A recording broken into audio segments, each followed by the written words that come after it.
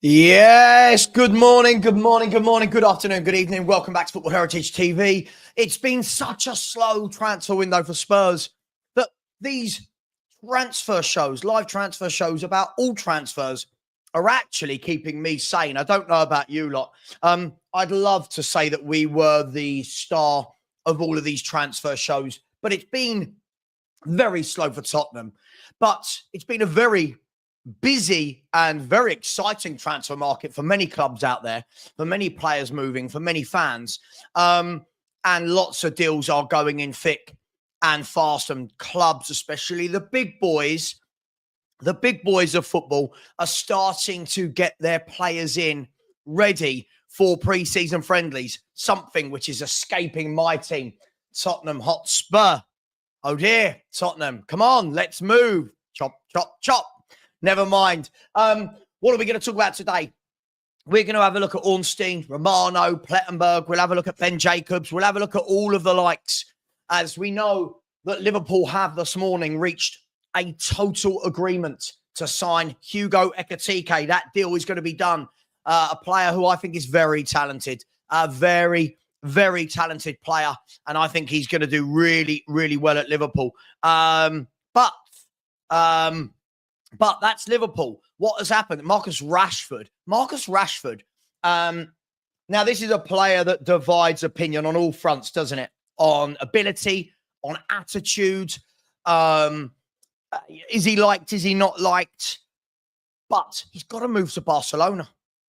I said last week, I'd take him at Spurs, and I got shot down. No, you wouldn't. He's terrible. He's gone to Barcelona. Who do we think we are? So Marcus Rashford's gone to Barcelona. We'll have a look at that. It's a year loan. He's taken a pay cut, something I'm told from my fan base that no one will ever take a pay cut. He's taken a 15% pay cut. I don't know how he's going to afford to eat. Only on about 250 now, isn't he? Something like that. And there is a release. There is a option to buy at the end of year one. We'll look at that as well. We'll look at Sesko. Sesko didn't get his move to Arsenal. And now a lot of clubs are apparently interested. Newcastle, Man United, amongst a couple of clubs that are looking at Benjamin Sesko of RB Leipzig. Where will he end up? Where is Vlahovic going to go? Is Vlahovic going to go somewhere? Juventus are signing people left, right and centre. Evan Ferguson, we're going to talk about him. Evan Ferguson. Now, for me, guys and girls, Evan Ferguson is the absolute example of why you don't rave about young players too soon. He had the world at his feet a couple of years ago, and he's still young. But I remember seeing videos going, oh my God, this guy, 100 million. City should buy him. Chelsea should buy him. Spurs should buy 100 million. He's not had a good couple of years, has he? He's not had a good couple of years. And now it looks like a deal is being finalised for him to go to Roma on loan, which is a good move for the lad, right? Roma are a big football club. Let's not make any two ways about that. So it's going to be interesting to see what else happens. But love what a good dog dad, Savva. I'm a great dog dad. Love my boys. Anyway, here we go. Patrick, my man Patrick, I said, morning, Savva. Just boarded a flight to Orlando. Oh, not work. Oh, boo. Hope we can make some news while I'm in the air. Oh, mate. It needs to come out of nowhere, doesn't it? From a Spurs perspective, it needs to come out of nowhere because at the moment, one new signing, everyone else is doing bits, aren't they? Everyone's doing bits. And when people say to me, oh, yeah, but they're not. The teams they point at are the teams in the mid-table and the bottom of the table. And surely we want to be looking upwards, don't we? Want to slowly but surely set our sights on those teams above us. We'll have a look at all of the news. Let's get going. Simon Side of Football. Big up, Simon. I hope you're well. Please get over to Simon Side of Football. He's just started a channel and he's just doing his thing. He's just doing his thing. Big up to you, Simon. I'm not going to start with Morgan Gibbs-White because I feel like it's been done to death. Yes, I have seen all the notion this morning that possibly City going back in for him. I can't understand why. They've got so many players. They have so many players. So what we'll do is we'll start with Fabrizio Romano, shall we? You go. You can't go to a world of transfers and not start with Fabrizio Romano. So let's have a look at this, shall we? Let's bring that up. Let me see if I can make myself a tiny bit bigger so that you can all see me. Maybe you don't want to see me. Let's see if I can make that. Is that a tiny bit better? Is that better? Are we all happy now with that? Everyone can see me, and maybe you didn't want to read this. Now, this was 2 days ago that we had the breaking news that Marcus Rashford to Barcelona, the verbal agreement in principle between all parties, with Barca planning for a medical in the next few days. And it's a loan deal with a buy option, details being finalized. And I said I would have loved that as a loan deal. It's a World Cup year. I think Rashford's going to be on it. We've all seen the videos of him doing his individual training in the summer. He looks fit. He looks ready to go. He looks at it. He looks ripped. He looks like he means business. He's got a World Cup year. I think we always have to be very mindful of that this season, don't we, guys and girls? It is a World Cup year. Excuse me.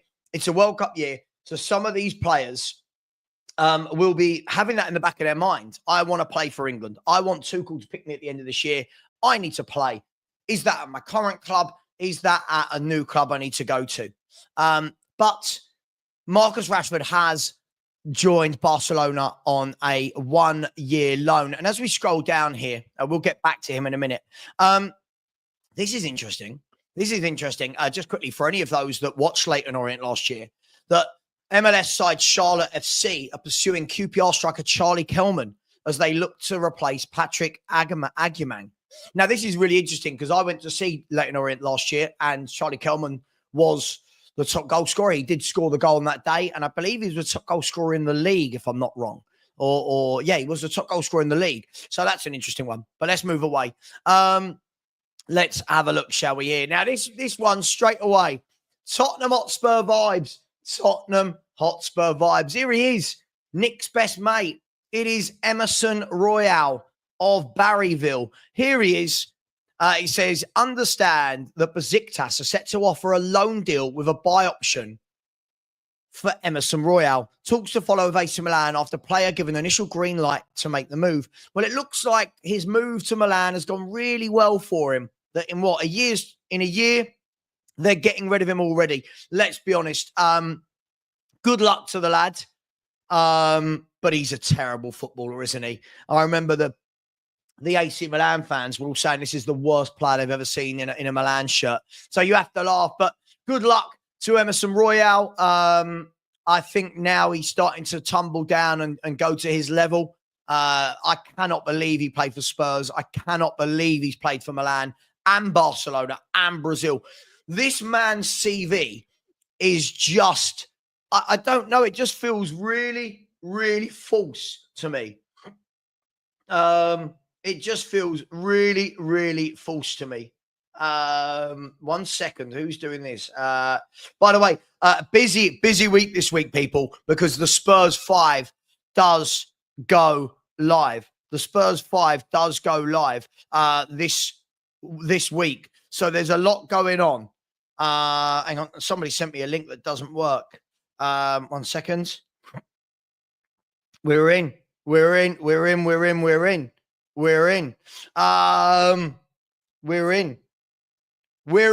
The Spurs 5. Are you ready?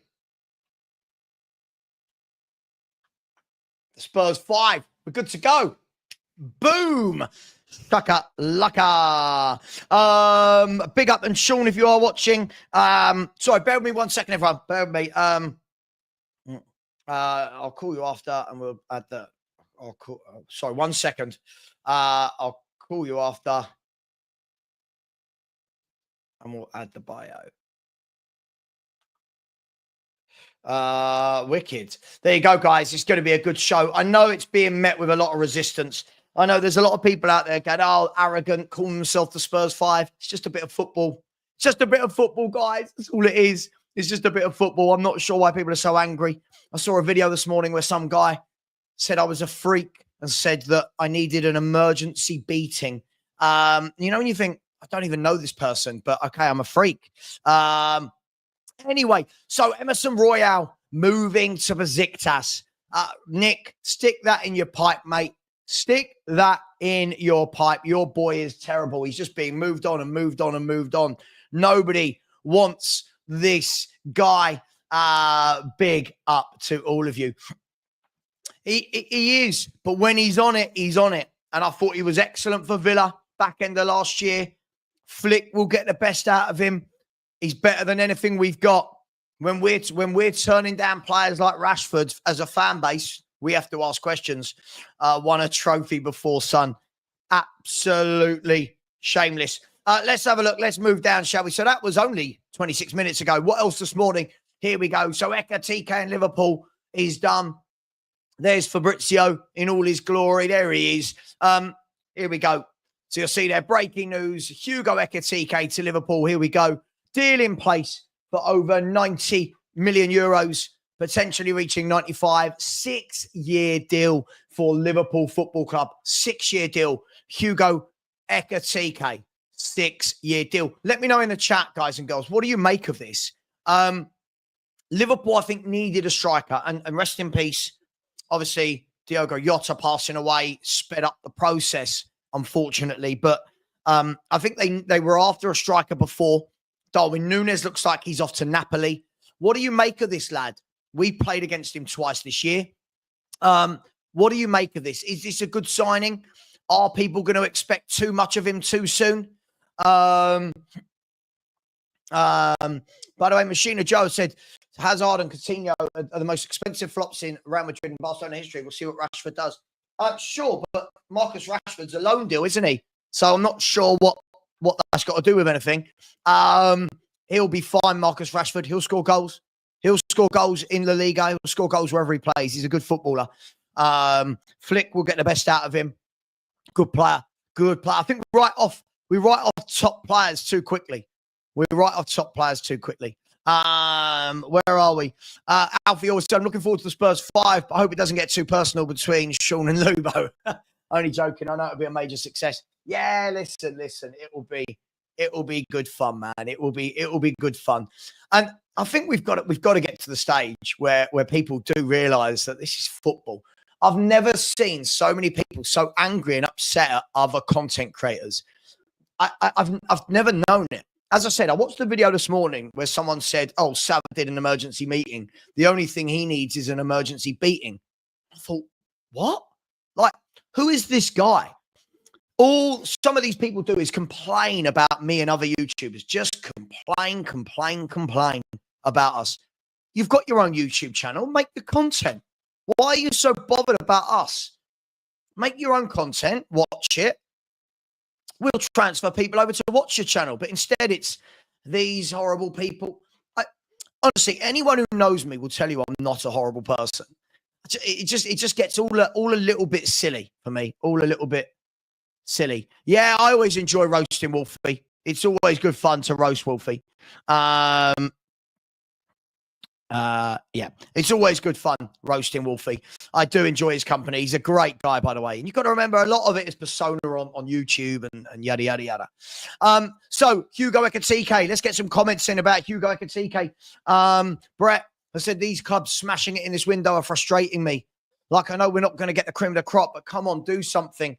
And I think this is obviously the frustration, right, for Spurs fans. This has got to be the frustration. I don't expect Spurs to compete with Liverpool for Hugo Ekitike or Florian Wirtz. I don't expect Spurs to compete with Man City for players. I don't.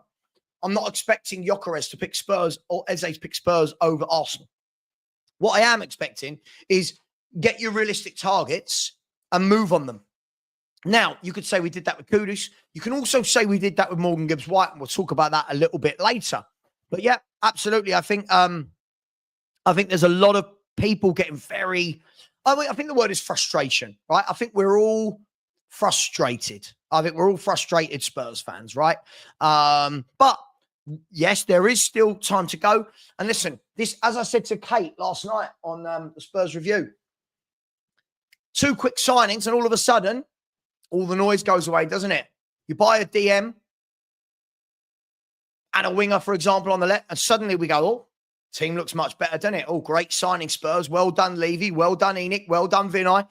But it's that fine line, isn't it, between ambition and being stagnant.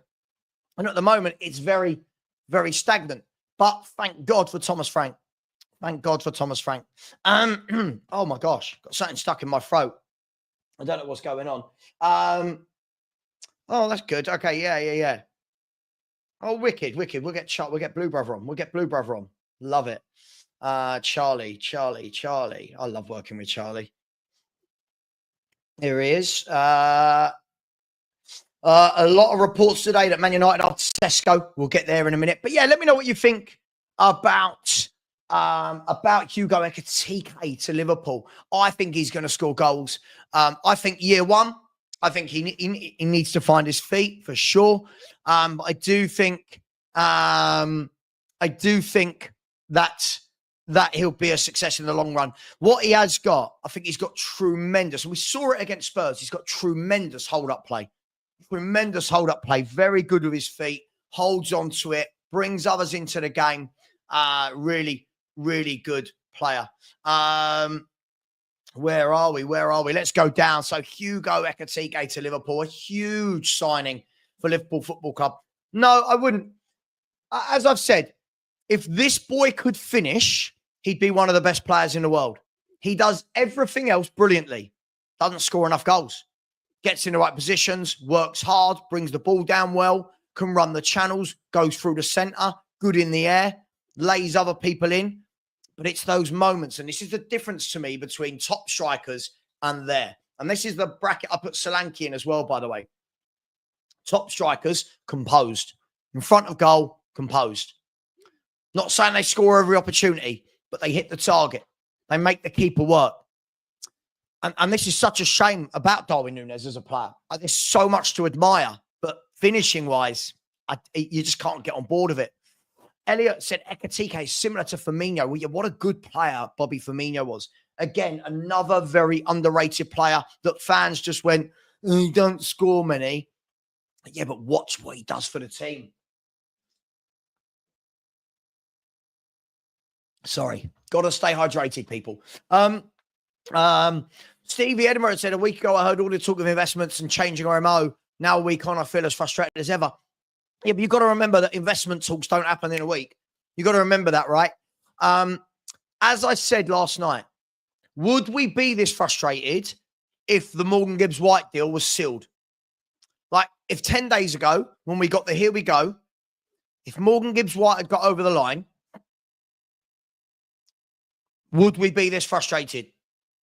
I don't think we would. So I do think we need to cut the club a little bit of slack on that front. By the way, the fee being reported for Hugo Ekitike is 79 million Great British pounds. 79 million pounds for Hugo Ekitike. Let's move on from Hugo. Let's go down and we'll have a look at, a player that we were linked with at the beginning of the window, weren't we? Victor Froholt to FC Porto. Here we go. Deal agreed, club to club for the 19-year-old midfielder. Personal terms also agreed with the player. A deal is now formally being signed. 20 million euro fee, 2 million add-ons, and 10% sell-on clause. So a good move for Victor Froholt to FC Porto. And he's one I expect to see in the bigger leagues in the coming years. But a good little move for Porto, that. Arteta has said about signings, we are so happy. Andrea Berta is doing an excellent job, and it's still early in the window. In terms of numbers, we are still short. The Arsenal fans, of course, not happy. Not happy, the Arsenal fans. Zubamendi, Gyökeres if he gets over the line, Kepa, Mosquera, Madueke, and Norgard. It's not enough. It's not enough for them. Are they being ungrateful? Do they need more? Not my club, not my concern, but Arteta is very, very happy. Let me know your thoughts on that in the chat, and I'll get to these in a minute. Let's have a look at the next story below. More about Zubamendi. There you go. Marcus Rashford set for medical as a new Barcelona footballer. And on that note, let me bring in my man, Charlie. Blue Brother, thfc. Blue Brother. You know a thing or two about signings, Charlie. Good morning. How are you, sir? Yeah, very well, thank you, mate. Very well. Always a pleasure to jump on, Savva. Yeah, we do know a thing or two about signings, but we've only made 3 this summer, which by our standards is not a lot. Yeah, you're slacking. You need to catch up with Arsenal, don't you? You need to catch up with Arsenal and maybe sell a few more players to Arsenal. Let me ask you. Let me start on this one.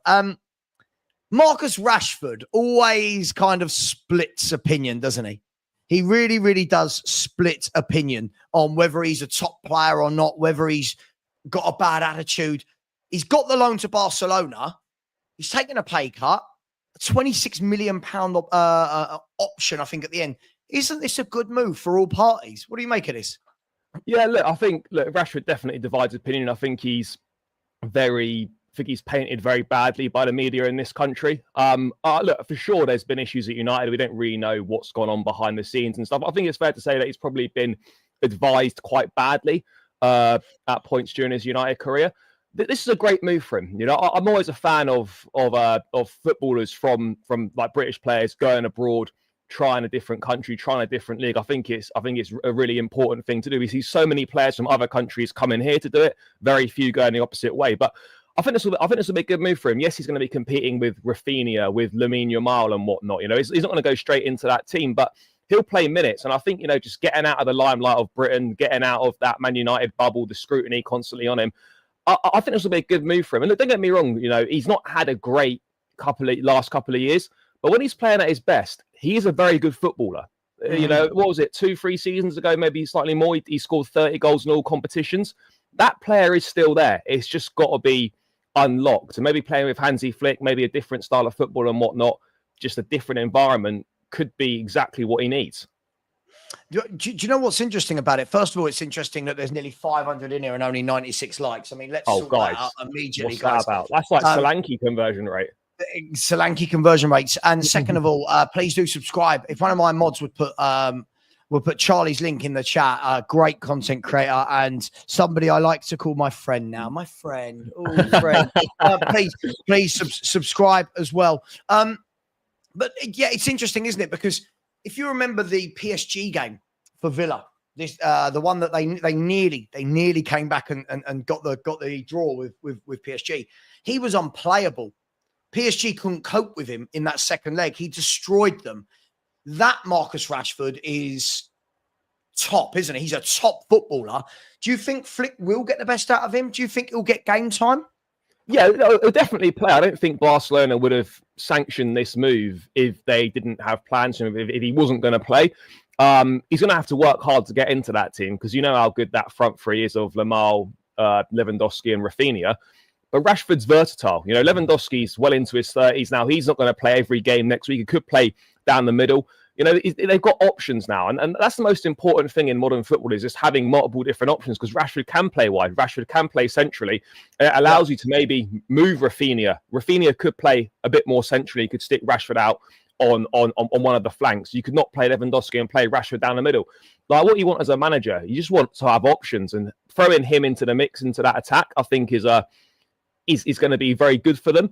But he's going to have to work hard and get his head down to get into that team because he's not just going to walk straight into it. But I mean, I even seen it firsthand last season. Even at Villa, you know, there were glimpses of the Marcus Rashford of old, as it were. I mean, I was at Villa Park when we lost 2-1, and he come on at half time and he set up both goals and he changed the game. He has got that ability about him, but it's just whether he's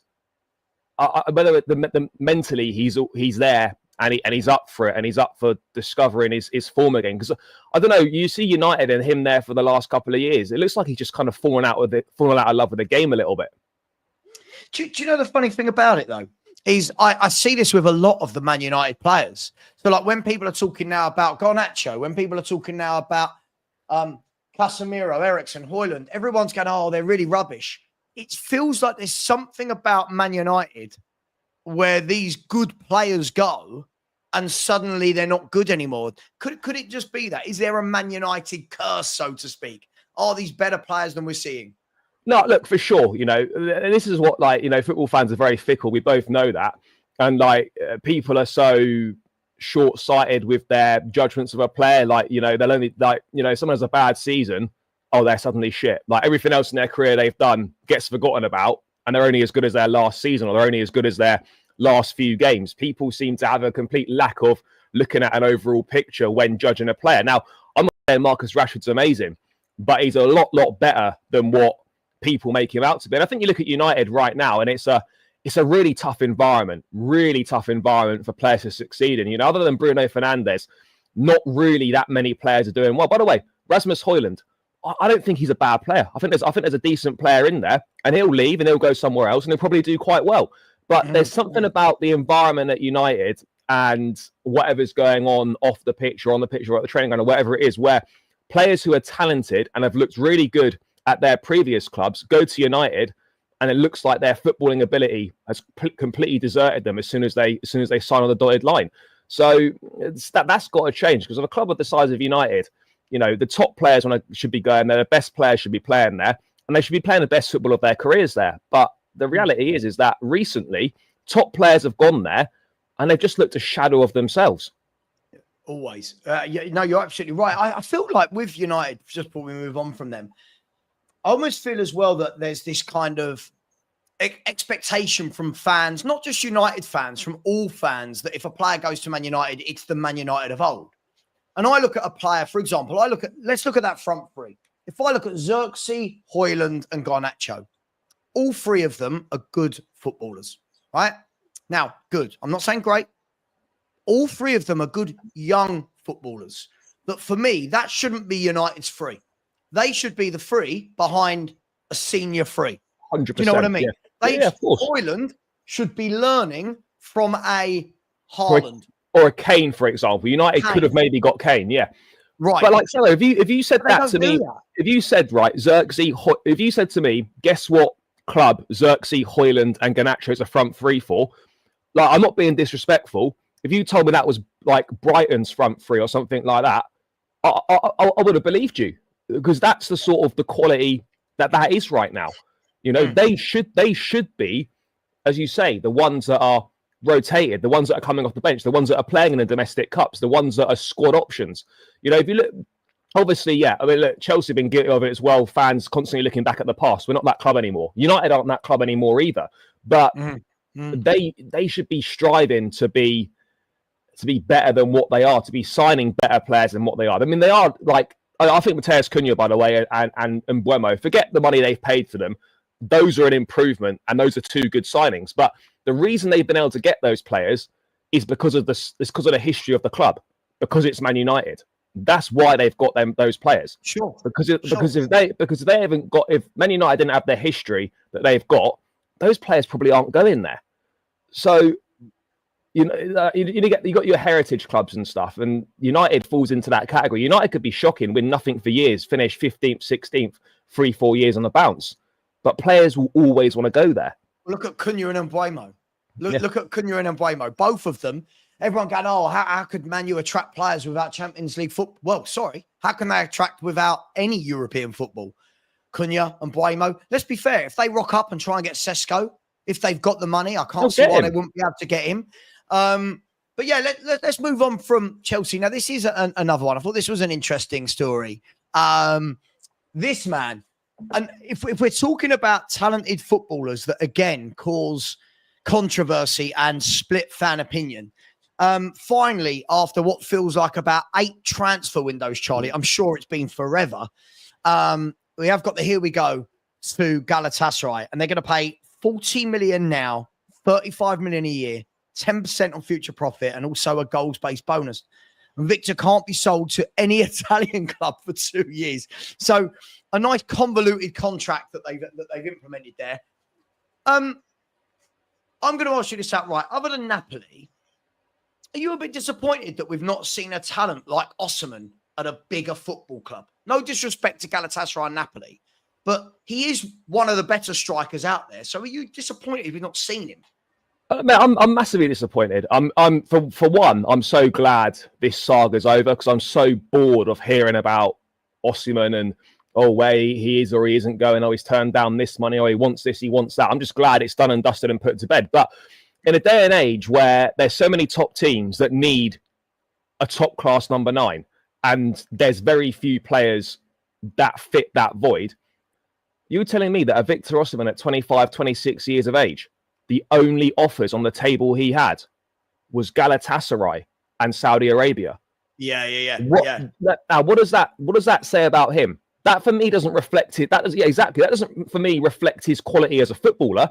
That for me reflects the fact that this guy is perhaps money oriented. I've got no issue. By the way, you get one career, you want to make as much money as possible. I will never look down on players for going somewhere where they're going to earn the maximum amount of money. Like, football's weird, isn't it? Like, the only job where you get criticised for earning more money. Like, if me or you got offered more money to go to another job, we'd be congratulated. Oh, that's great. That's really good. Whereas football is like totally different. You get criticised for going for money. But I just think you're so greedy. Why do you want more money? Yeah, why do you want to earn more money? But I just think with him, like, it's such a shame that he's not even in one of Europe's big 5 leagues. He's going off to Turkey. And look, by the way, he's still young enough to go and spend maybe 2 years there and return to Europe. But it just feels like a massive waste of a talent. And to just be playing for a team that's might make the last 16 of the Champions League and is playing in a really uninspiring, uncompetitive league in Turkey, I think it's just a massive shame, because you want to see the best players on the biggest stage, and obviously money means more to him than perhaps playing at the highest level, and that's his choice, and that's fine. But yeah, I don't know. It could have been so different for him. Charlie, we played against him this year for when we played Galatasaray. It was good, wasn't he? Mate, he should have had 10. Honestly, if ever I've seen a game where I thought Spurs were going to concede 15 to 20 goals, it was this game. Did you lose that game? Was it like 3-2 or something? We lost by 1 goal, but it should have been 20-0 or something. Like they destroyed us. But look, it is a shame. Every club wants a striker. You think now the strikers you're seeing going for me aren't even what they used to be. And what I mean by that is, if you look at Gyökeres, Hugo Ekitike, Sesko, the Vlahovic's, good strikers, right? Good strikers. When you think back to Charlie, the players, think of some of the strikers you've seen at Chelsea, the Diego Costas, the Drogba's. Yeah. I've seen Kane and Sheringham, Berbatov and Defoe. And these strikers are all going for sort of 65 to 90 million pounds. Osimhen should have been in there. Osimhen should have been at a Chelsea, a United. For me, I think. But do you know what it is as well, Savva? It's also quite telling, right? Because look, we tried to get him last summer. We went all the way up to the deadline, and obviously we didn't meet his demands, and he didn't drop his demands. But what it tells me, and it's quite telling, is that none of the top clubs in Europe think this guy's worth the money that he wants. And that's quite interesting, that not just from a Chelsea perspective, but just from top clubs in general. Because you telling me that Man United, Arsenal, Chelsea, Liverpool, looking for all these clubs looking for strikers, maybe other clubs in Europe looking for strikers, and not one of those clubs thought that Victor Osimhen was worth the money that he wants. And I find that quite interesting, because some clubs will think a player's not worth the money, but another club will take a gamble on him. Not one of the top clubs in Europe thought he was worth the money. Yeah, which is quite interesting. Yeah, I mean, I suppose you've got to look at it as well, is how many of them have got that? I mean, doesn't he want like £400,000 a week or something like that? I mean, I don't know how much money he's going to be on at Galatasaray. I mean, just a side thing on Turkey, by the way. I'm not a close follower of the Turkish league, but like, since when has the Turkish league come into all this money? Have they always had this money? If you ever speak to Sean Butler about this Spurs talk show, well, no. You ever speak to Sean Butler, Spurs talk show? By the way, why is the Premier League summer spending window is showing Spurs have spent 110 million? Anyway, I'm not sure what they do going by. Anyway, yeah, apparently something to do with Qatar and Saudi, and I don't know. Mate, I don't know. But you're right. Besiktas, Fenerbahce, Galatasaray, they're all spending big money. Windows. They go mad. They go absolutely mad. Napoli, by the way, seems like they've signed about 9 players. Talking of Italy, let's have a look at this one, shall we? This one. So Evan Ferguson right, has landed in Roma in order to sign as a new Roma player. 3 million loan fee, 37 million buy option, not mandatory for Ferguson. Now, Charlie, this is somebody, and you know me, Charlie. I don't go in raptures about young players too soon, unless they're called like Yamal, right? I always think let's take a bit of time, see what people do over a period of time. Ferguson, for me, has got to be the biggest lesson as to why I don't do that ever. 2 years ago, I remember YouTubers and everything doing videos saying 100 million. This boy's a big... The next Harry Kane. The next Harry Kane, the next Alan Shearer. And for the last 2 years, mate, he's just fallen off a cliff. How good is Ferguson? Has he just been played wrong? What's going on with this lad? Well, I mean, I think he's had a lot of injury issues, by the way, as well. He's not played a lot of football over the last couple of years. I think he's had a lot of injury problems. I think we forget he's still very young. I think he must only be like 20, maybe 21. And again, similar to Rashford, I think a change of environment, change of country, change of culture, different league, just different everything could be really beneficial for him. But what he needs more than anything is just go and play. Just go and play. It almost doesn't matter what league he is, what team he's in. Just go and play. Get that rhythm back into your legs. Maybe rediscover your love for football. I think this is a fascinating move because we know that Evan Ferguson has got quality and has got ability. We've seen it. I mean, he scored that hat-trick in the Premier League a couple of seasons ago. It might have even been against Newcastle. I can't remember. But he had a season, maybe 2 seasons ago, where he scored a few goals. He looks really good. People were raving about him. But yeah, I said injury's kind of taken its toll and he's kind of disappeared into obscurity. That loan at West Ham was a total disaster. I don't really think he was fit for most of it. But yeah, I think this is exciting, mate. This could be exactly what he needs. I've got no idea how he's going to do, but there is a top talent in there. There's an exciting player in there. And if he's using the right way, if he gets given the opportunities, then this could work out for him. But it's certainly an interesting one. It's probably one of those, I didn't see that coming transfer. Yeah, no, it's interesting. It's just like, I'm just looking at his career. You're right. He's only 20. He's 20 years of age, but for a 20-year-old, he's played for Bohemians, played for Brighton. He's gone on loan at West Ham, 8 games, no goals. In the Premier League this season, he's played 21 games and got 1 goal for both Brighton and West Ham. He got 6 in 36 the year before in all competitions. Before that, he got 10 in 28. I just feel like maybe we need to stop hyping people so quickly. You know, when an 18-year-old bursts onto the scene, I think we've got to stop going, oh, my God, they're the next insert name of great player that we want them to be like. But listen, I hope he does well there. I just hope he gets game time because as far as I'm aware, Roma have got a few strikers, right? They got Dovbyk, the Ukrainian guy. I don't know who else they've got at centre forward. They did have Tammy Abraham, but he was on loan at AC Milan, and he's obviously been sold to Besiktas. They've got Dovbyk. So this is what my app says their forwards are now loosely, because some of them will be a little bit more smaller, tricky wide players. Dovbyk, El Shawari, Mateus Sule, and Dybala. And now Ferguson. So they had 1 centre forward in their squad because the rest of them are wide players / number 10s. Yeah, so Dovbyk. So Evan Ferguson will play, and I think it's one of them where Gasperini, who's just gone there, he was obviously at Atalanta when Højlund was coming through, and Højlund was, and he was the manager when Højlund had that season at Atalanta and then got the move to United. So Gasperini knows how to manage these young players, and as I said, just working under a different manager, working in a different league, different culture, different environment, just get away from it all and almost kind of start again. Could be exactly what he needs. I've got no idea how well he's going to do, but as you say, he's still 20. Feels like he's been around for ages, but there is plenty of time for this kid to reach that potential that he clearly has, and he has demonstrated it. Yeah, no, absolutely. By the way, somebody in my chat was saying about Osimhen's goal record not being that great. I've just looked at it. It's 120 goal season in the top 5 leagues. But again, I think it's a bit disingenuous. I've had this conversation loads. Like, he has only got 120 plus goal season in the top 5 leagues, but he does score goals wherever he's at.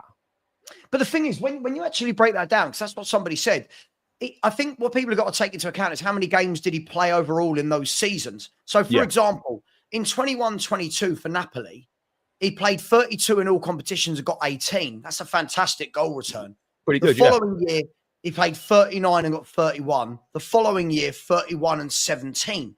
Now, this guy's got 151 in 265. And being the geek that I am, I just broke that down. He gets a goal every 1.7 games. So this man guarantees you, if he plays two games, he's guaranteeing you more than one goal. That's a goal scorer, isn't it? How many can say that? He's definitely a goal scorer, yeah. 100% he's a goal scorer. Yeah, no, there's no denying that. There is no denying that. But yeah, he'll score loads of goals in Turkey. He scored loads of goals last season. He's too good for that league. We all know that. And he'll score loads of goals and people will be like, oh, this Osimhen's amazing. He scores all these goals. Of course he is, because he's too good for the league. Of course he's going to score loads there. It's not even going to be, it shouldn't even be like a surprise or anything like that. We all know Osimhen will score 30 plus goals next season in all comps. Easy. Because he's playing at a level that he's way better than. No, absolutely. Listen, that's why I'd love to see him in one of these bigger leagues.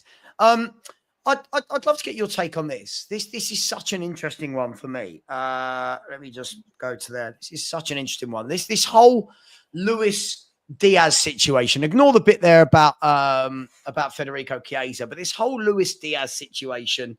He's not part of the squad, and wants to go to Bayern Munich. Bayern Munich seem desperate to buy him. They're starting. Bayern are doing that thing they do every year, Charlie, where they start getting their players and start lowering their price as every month goes by. Luis Diaz, Bayern Munich, they're talking about sort of somewhere in the region of 80, 90 million quid. I mean, what are we making of this? Look, Luis Diaz is a top player. I mean, we saw how he started the season at Liverpool this season just gone. Really good player. For whatever reason, he wants out at Liverpool. Fine, it happens. You know, players want different challenges. They want to move on for whatever reasons. I think he's a top player. Really like him. Fan of his. You boys were going to get him. Well, you were close to getting him, weren't you, in that January? And then Liverpool brought their plans forward 6 months because they were worried that they might miss out on him. I don't really know why he wants out, but I think he's a player that's probably worth, in my opinion, if we're talking euros, I think we're looking at maybe, if you see what Ekitike's gone for, 69 million plus 10, I think Luis Diaz is in and around that 65, 70 million pound range as a forward player. If you look at the market for the way that the price that players have gone for of a similar quality and in similar positions, it's all between that sort of 55, 60, 65 million pound mark. So I think if you were 65 million quid all in on Luis Diaz, I think that's probably a pretty fair price for a player of his quality. Does he do enough, Luis Diaz? I feel like he's a top player, but I just feel like there's something missing. Does he get enough output for you for a player at that level? He probably needs more output. I think you could demand more output from most players, to be honest. But yeah, I think he needs more output. And I think the big thing with Luis Diaz for me is he seems to be like a player who plays in patches as such. So he'll go for a patch of like 10 games and he'll score 6, 7, 8 goals or whatever. But then the next 10 games, he might only get 1 or 2. I think the big thing he lacks is the consistency. Is the point that I'm getting to? Like, yeah. Like he's not old, by the way, but he's not like a young up and coming player. He should be more consistent. That's the big thing that's missing. But I've got no doubts if he went to the Bundesliga, he'd tear it up and his output would increase. I mean, Luis Diaz one side, Michael Olise the other side, Harry Kane through the middle. You got Musiala when he's fit playing as a 10. They'll bring someone else in to replace Musiala in that 10 whilst he's injured. Yeah, that's a very exciting front line. Diaz, Kane, Olise. It's all right, that, isn't it? Yeah, well, you've got Musiala who's out for a long period now. 3-4 months. Yeah, not as bad as expected. But that Bayern team's exciting. It is exciting. And he'd be an excellent addition. Yeah, and they've had Jonathan Tar's gone in at the back, hasn't he? Yeah, he looks quite solid as well. So, I mean, Bayern Munich are a decent side. They're a good side.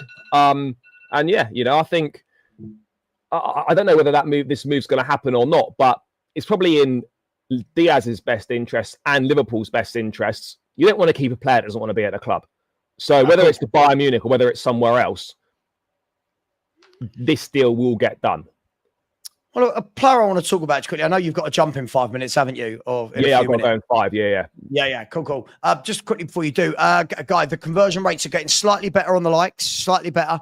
Not one new subscriber throughout the entire show, guys and girls. How can you lot see my count getting that close to 20,000? Come on, share the love. Big up to each and every one of you. This is one slightly going back to Man United, but we did this moved very quickly the other day. And the United fans will shout at me, Charlie, because they'll say that this did not move quickly in any way, shape, or form. But what I mean by this is it felt like this deal had stalled for about a month. Suddenly, the whole Ekitike roundabout starts going. Wissa gets involved, and suddenly United go, bish, bash, bosh. There's the extra 5 million. Here's the deal done. Medical done, all in the space of about 48 hours. How good a move for United is this? And how good a move for Mbeumo is this?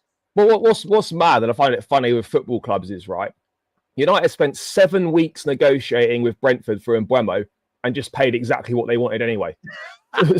Guys, you could have signed the guy nearly 2 months ago, and you just ended up paying exactly what they wanted. So that, for starters, is just mental.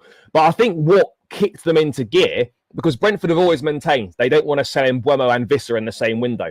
And when the Wissa links with Newcastle, there was a few with Tottenham as well, started coming in, that I think kicks them into gear and forced them to panic a little bit and pay that extra money for Mbeumo. Now, we can say, have they slightly overpaid? Yeah, they probably have slightly overpaid. But when you want the player, then sometimes you have to pay a little bit extra than maybe you wanted to do in the first place. I think it's a good signing. He definitely improves, and he's better than what they've got in those positions. However, again, Mbeumo's 25, maybe 26. He's someone that has been good for Brentford, but last season was really his kind of only standout season he's really had in the Premier League in terms of goal scoring. He got 20 goals in the league last season. I think it's a lot of money to spend on someone who, yes, is Premier League proven, who has quality and, yes, improves United. But really, he's had kind of one standout season where people have sort of really stood up and taken notice of him. Yeah, it's strange, isn't it? I mean, look, fair play. I mean, Frank's developed him. He's got better year on year, but you're right. This is the breakthrough season. It's a bit like you guys in Solanke, Savva, where he's done okay. He bangs them 20 goals for Bournemouth, whatever it was, a couple of seasons ago, and then bang, you pay 65 million for him. But this seems to be the new norm in football. And I think what this shows to me, Charlie, is the lack of quality players out there. That what happens is now a player has one good year and the whole world starts scrambling around for 65, 70 million pounds. Well, Liam Delap's an example. You had to have a couple of years consistently banging in goals for people to go, okay, he's good. Can he do it again? Right, he's done it 2-3 years in a row. Boom. Now everyone panics, don't they? Everyone panics. I mean, the Liam Delap one's an example, right? Obviously, there was a £30 million release clause, but he scored 12 goals for Ipswich last season. If there was no release clause, that's another player off one season in the Premier League with 12 goals for a relegated Ipswich team.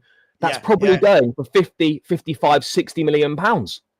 That is the norm now. That is the norm now, and it's kind of mad.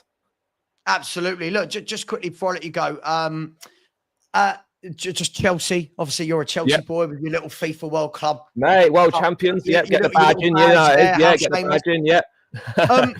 You said you've only made 3 signings so far this summer, which are what? Pedro, Delap, and Bruno Gittins. Yeah. How are you feeling about the season? Like a lot of people now, after seeing you in the World Club Cup, are now saying, well, they've got to go win the league. But are you good enough to challenge and win that league title? Do you need to do more? We need a bit more. We've got no backup for Cucurella at left back whatsoever. So we need someone. No one. There's literally no one. He's the only left back in the squad. So that needs to be addressed. We need to go and get someone in. Jarell Hato, hopefully going to be that guy. But there's not been too much on that recently. So hopefully Jarell Hato will come in. Ideally, we need a new goalkeeper. But I don't think that's going to happen. But for me, if I was in charge, I'd be bringing in a left back, Jarell Hato. I'd be bringing in another goalkeeper. And then I think there's room for one more attacker. I think we're a little bit light on that left-hand side. With Nkunku and Felix both leave, Madueke's gone. I would like to see a Xavi Simons maybe come in, something a little bit different off that left-hand side, can also play centrally. Or, I mean, look, Chelsea really like Morgan Rogers. That one's a lot more difficult. But for me, yeah, I think a left-back, a new goalkeeper, and someone off the left-hand side, whether it's a Xavi Simons or a Rogers or whatever. And I think we'd be pretty set to go. Do I think we're good enough to win the league? No. Do I think we can sustain a challenge for a bit longer than we did last season? Yeah, I think quite potentially we could, but it's going to depend whether we get those missing pieces in the squad. But look, I think we've got some exciting options. We've certainly improved, but it would be unrealistic and naive to say that we've improved enough to overhaul. Have we improved enough? And will Liverpool, City, Arsenal, etc., drop off enough for us to overtake them? I'm not sure. I think we'll be closer, but I don't think there's enough. We've done enough to fully close the gap on them. But we're in a better position than we were, say, this time last year. Yeah. Yeah, well, listen, I will let you go, Charlie. I know you need to. Please, everybody, subscribe to the Blue Brother. Great content creator. Somehow beat me in a debate, which I'm still. You were done dirty, mate. You know, to be fair, but I was done dirty. But you know, it was good fun. Listen, Charlie, I'm sure I'll see you again on a show very, very soon. Thank you very much, mate. I would say good luck for the season, but I don't think we're allowed to say that to Chelsea or Arsenal fans. So, no, I appreciate it, mate. I'll catch up with you soon. Nice one, guys. Cheers. Take care, bro. See you later. Bye-bye. Listen, before I carry on, guys, let me get to some super chats. Big up to Paul Watkins, who said, Savva, honestly, what are we doing? No transfers. They've got to be coming soon, right? I fail to believe that Tottenham aren't working in the background. God, it is bright today. Look at that. Whoa, it is bright. I fail to believe that we are not working in the background, Paul. I've got to believe that for my own sanity. For my own sanity, I've got to believe that Spurs are spinning plates in the background and we're close to triggering some of them. We've got to move. I am so bored of the Morgan Gibbs-White saga. I'm so bored of it. And what it's done now, even if we get him over the line, it's just kind of like, oh, okay, good. Get in, start playing now. I think the excitement and the kind of shiny new toy theory to a signing has kind of gone out the window with that one now. So we'll see what happens. But big up to you, Paul. Thank you very much. Really appreciate that, my man. Emma Morton, as always.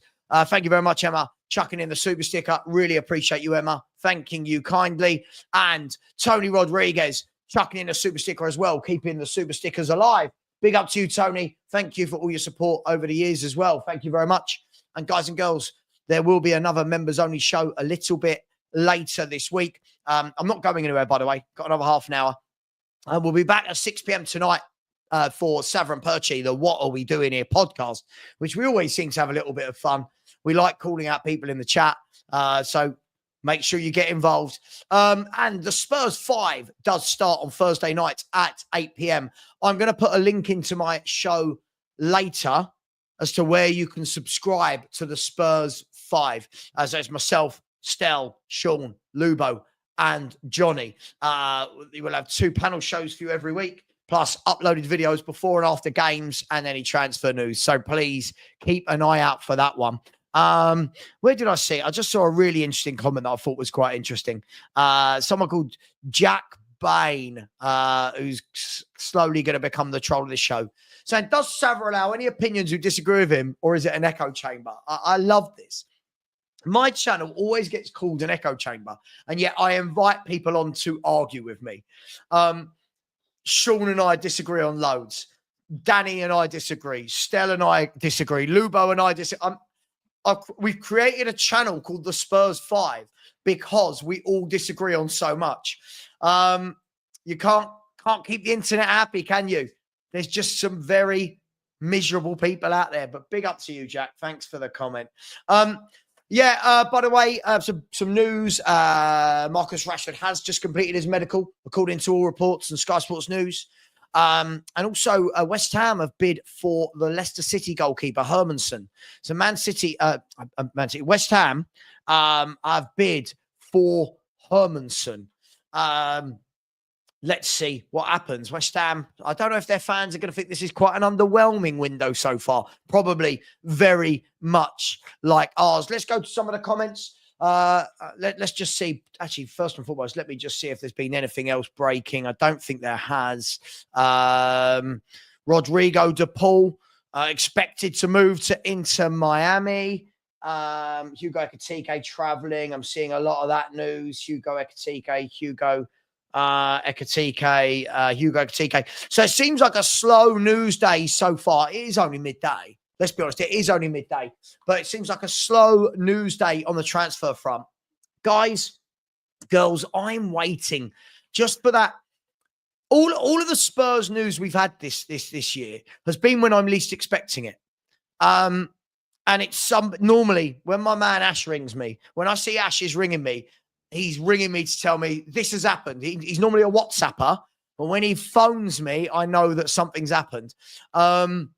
So, of course, when we go live, I will go live the moment we get some breaking news. Reece Reed has said, Savva, you taking Calvert-Lewin? No. No. Why would I? No. No. Oh, Jason Blue's in here. What is different about the Spurs 5 channel to the regular panel shows on it? It just sounds pointless. Jason, you know what? You don't have to watch then, do you? Jason, another miserable sod in the chat.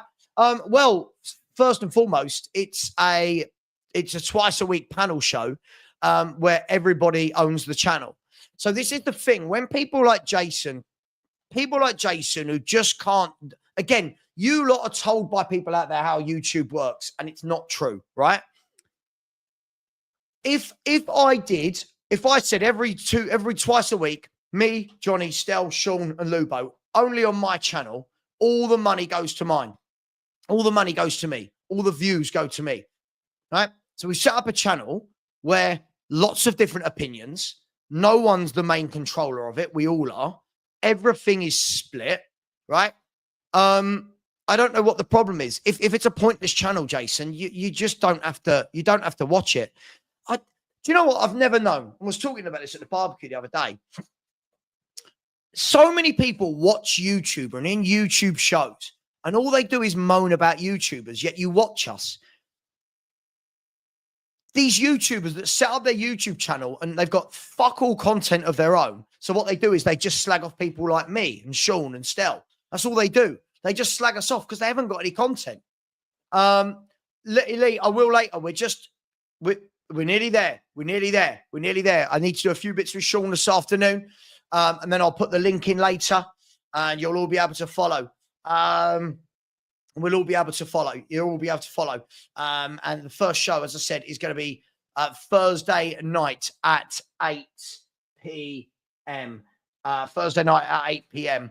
How do I become a YouTuber for Spurs content? Set up a YouTube channel, turn your camera on, and away you go. That's all you got to do. I saw Ben's comment. Ben, look, I've never seen such bollocks in all my life. I saw this video on Friday or Saturday, and it said, what people like Savva and Sean do is they make content to shadow ban smaller channels. What? I make content to make content. I honestly, I've never known anything like it, Ben. The number of people that listen to these people who don't seem to have a clue about the hard work and the graft that's gone into growing YouTube channels. Then the latest one I get is they're not real Spurs fans.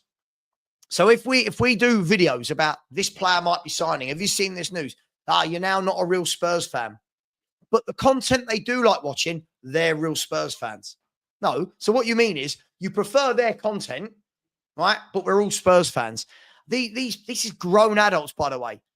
This is grown adults doing this around the internet going, Savva's not a real Spurs fan. Why? Why am I not a real Spurs fan? What? Because I didn't like Ange? What? Because I don't think every Spurs player is the greatest thing? Kudos. Honestly, man. Honestly. No, Jason, but... I was saying, I wasn't rude. I only asked a question. No need to get... It's not about that, Jason. I get people like you that say this silly stuff all the time. It seems pointless. Well, it's not pointless, is it? Because it's not my channel. You've got to understand, right? The world of YouTube is a little bit of scratching backs. It's a little bit of scratching backs.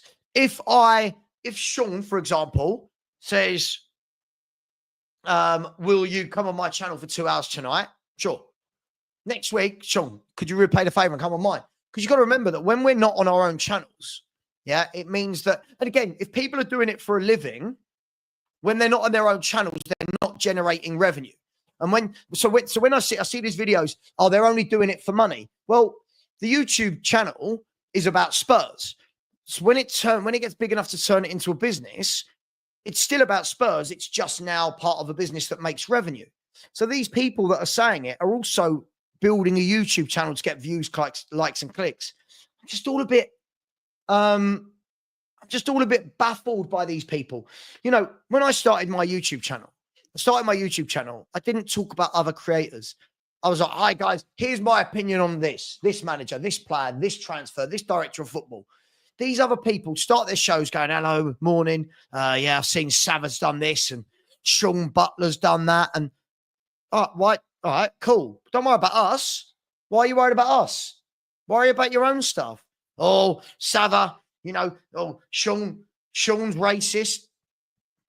Oh, Savva's a freak. Okay, I don't know what we did. Why am I a freak? This person said I needed to be beaten up because of my Spurs opinions. Like let that sink in. And then they wonder why people like us have subscribers and they don't. Talk about this world is simple. This world is simple. Make content, talk about football, people follow you, people join in, people like.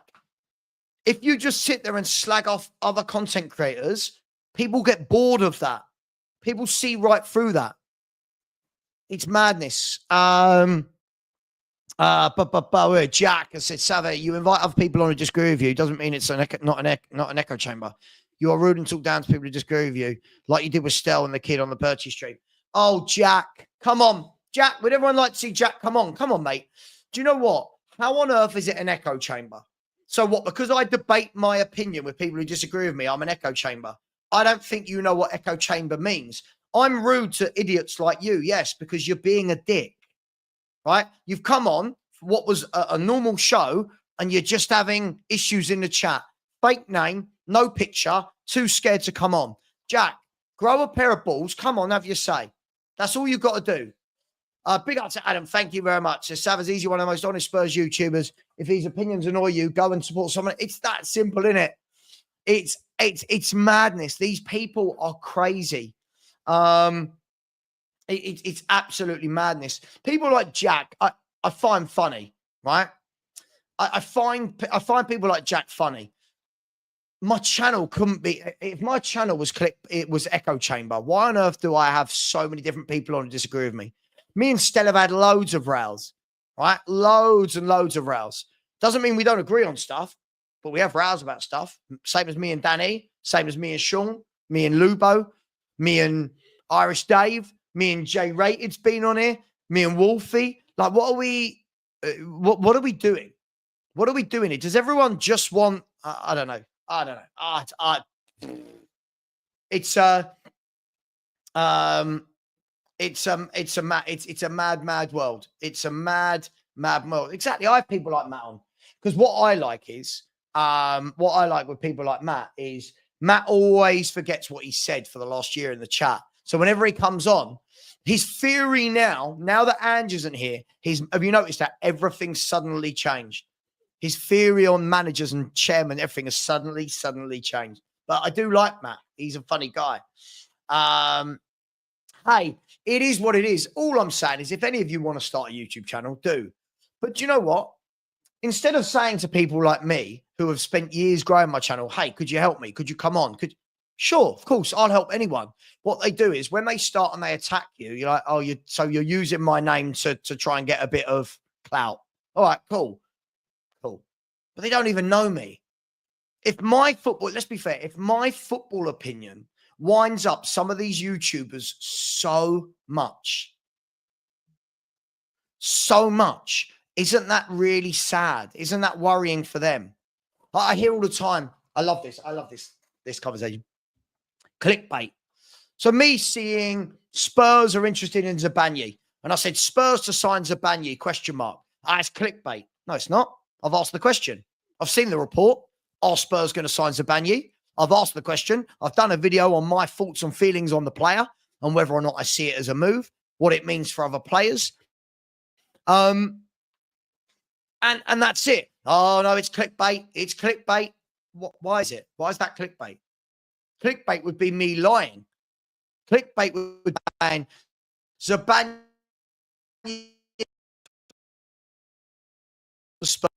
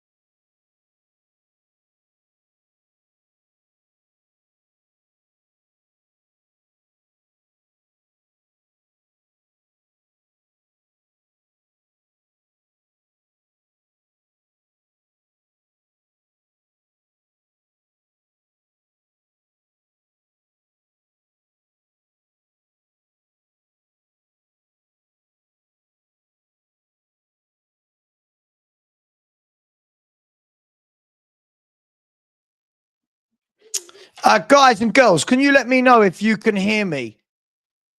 Can you hear me in the chat? Sorry, OBS. I'm connected to OBS and it keeps killing my show. Can you hear me? Yeah, you can't see me yet. I'm working on that in the background. I'm so sorry, guys. I don't know what's happening. OBS, for all this intelligent stuff, it keeps killing my stream. For some reason, it keeps turning off my show. It just keeps killing my camera's cutting out. Now I can't seem to. I've started my virtual camera. Now that's not working.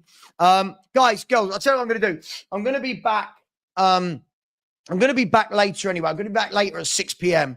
For Savva and Perchi, the What Are We Doing Here podcast. But listen, thank you very much. I've very much enjoyed. Let me just see. Paul Langley put in a super sticker. Really, really appreciate that. I'm turning my virtual camera off and nothing's working. And now I can't seem to get any. I'm having a nightmare, people. I don't like all of this. This is why I don't really do. Let me see if I can.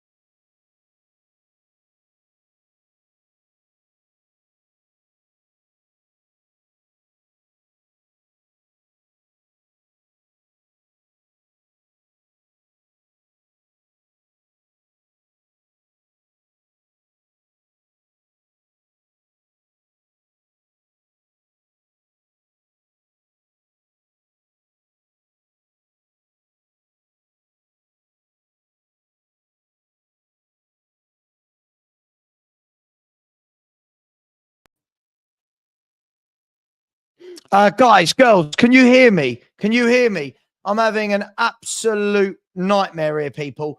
What I'm going to do is I'm going to end the show. First of all, big up to Paul Langley for the super sticker. Very, very, very generous of you. Rob Welsh says Sean, Stel and Lubo will be gold on certain subjects. It will indeed. Listen, thank you very much. Sorry, guys. I think this has absolutely killed my show. We'll be back at 6 p.m. I'll have all this sorted. Thank you very much. Much love. Please do keep subscribing if you haven't already. Please take care. And as always, come on, you Spurs.